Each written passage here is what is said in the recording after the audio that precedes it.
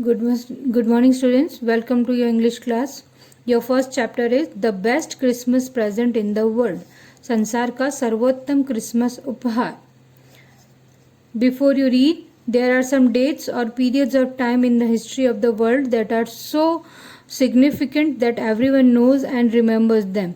यहाँ पर आगे हमें कुछ समय और तारीख और वर्ष दिए गए हैं जो कि बहुत ही यादगार हैं, लोगों को याद रहते हैं. हम भी इसके बारे में आगे पढ़ेंगे. The story you will read mentions one such date and event. जो कहानी हम पढ़ने जा रहे हैं उसमें भी इस तरह की एक घटना और तारीख का विवरण दिया गया है. A war between the British and the Germans in 1914. Germany और ब्रिटेन के बीच की लड़ाई के बारे में. Do you know which events and dates below refer to. क्या आप जानते हैं नीचे दी ये जो तारीख दी गई है वो किस घटना से संबंधित है. A. 4 July 1776 American declaration of independence. इस दिन अमेरिका आज़ाद हुआ था, डिक्लेयर हुआ था independent. B. is 17 December 1903 Wilbur and Orville right made the first flight remaining in the air for 12 seconds and covering 120 feet. इस दिन राइट ब्रदर्स ने पहला हवाई जहाज बनाया था. C. is 6 August 1945 Hiroshima Day. An atomic bomb was dropped on Hiroshima in Japan on this day.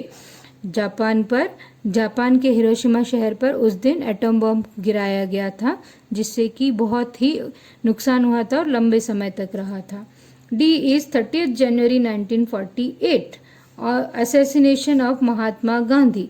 इस दिन हमारे राष्ट्रपिता महात्मा गांधी जी की हत्या की गई थी.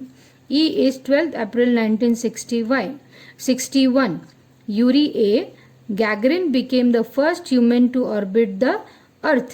पहली ऑर्बिट बनी थी जिसने अर्थ को चक्कर लगाया था. F is 20th July 1969 On this day Neil Armstrong became the first human to set foot on the moon. उस दिन नील आर्मस्ट्रॉन्ग ने या किसी इंसान ने चांद पर अपना पहला कदम रखा था. Now we will read the first passage. I spotted it in a junk shop in Bridport, a roll-top desk. मैंने ब्रिडपोर्ट के एक जंक शॉप में मतलब कबाड़ी की दुकान पर मैंने देखा था एक role top desk. The man said it was early 19th century. दुकानदार ने बताया कि ये 19वीं सदी का है एंड ओक और ये ओक का बना हुआ है. I had wanted one but they were far too expensive. मुझे भी ऐसे एक टेबल की चाह थी पर वो बहुत महंगे हुआ करते थे. This one was in bad condition. ये थोड़ी खराब ये टेबल खराब हालत में था.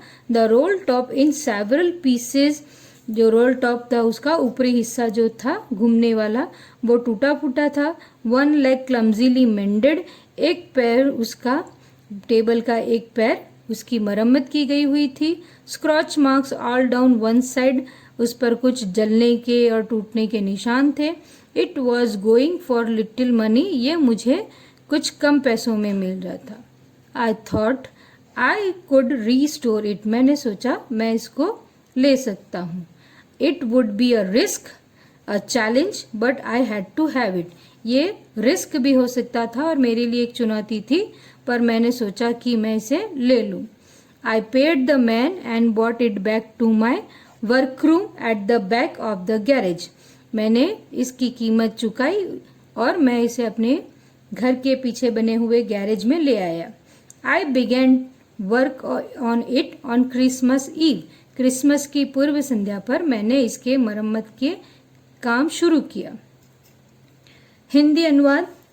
मैंने इसे ब्रिडपोर्ट में कबाड़ की एक दुकान में देखा. दुकानदार ने कहा कि यह 19वीं सदी के प्रारंभ की थी और शहबलूत की लकड़ी की बनी थी. मुझे ऐसी एक मेज की जरूरत थी किंतु वे काफी महंगी थी. यह मेज बहुत बुरी दशा में थी. इसका घूमने वाला ऊपरी भाग टुकड़ों में था. एक टांग की भद्दे तरीके से मरम्मत की गई थी. मेज के एक तरफ नीचे तक जलने के दाग थे. ये बहुत थोड़े मूल्य में बिक रही थी.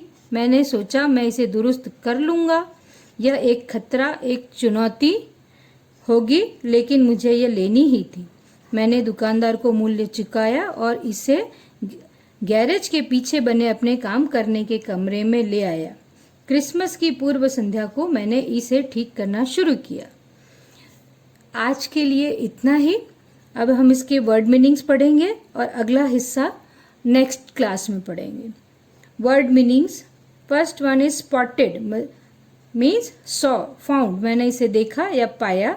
Junk shop, a place where old rejected articles are bought and sold, ऐसी दुकान जहां पर पुरानी और रद्दी चीजें खरीदी और बेची जाती थी।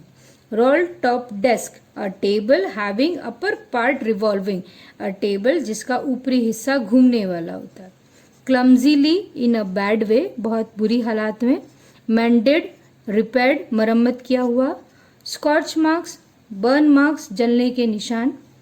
Was going, was selling for मतलब बेचने जा रहा था। रीस्टोर, यहाँ पर रीस्टोर का मतलब है रिपेयर या मरम्मत। बिगेन वर्क ऑन इट मतलब स्टार्टेड रिपेयरिंग इट, मरम्मत करना शुरू कर दिया था। ईव, द डे और इवनिंग बिफोर एन इवेंट और प्रोग्राम, किसी भी कार्यक्रम के पहले की संध्या या पूर्व संध्या जिसे कहा जाता है।